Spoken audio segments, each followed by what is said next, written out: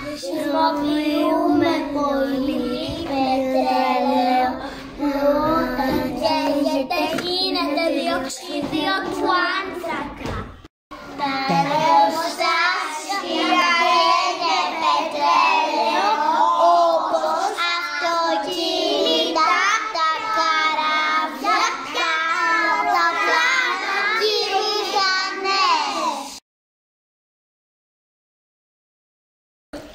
Αλλά ευτυχώς υπάρχει λύση να περπατάμε και να χρησιμοποιούμε λιγότερο αυτοκίνητο.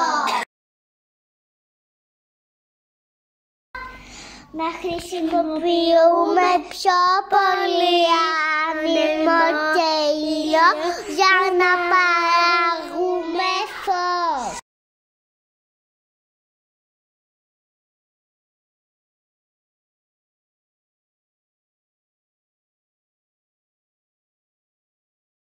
Να μην σπαταλάμε νερό όταν πλένουμε τα δόντια και όταν παίρνουμε τα χέρια μας και να κλείνουμε τη βρύση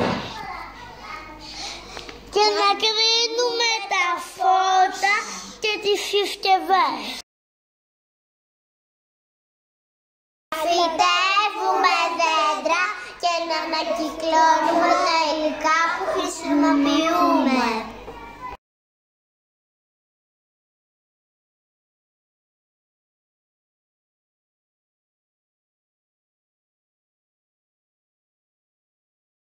Να παίρνουμε φρούτα και λαχανικά από την Ελλάδα και όχι από μακρινά μέρη.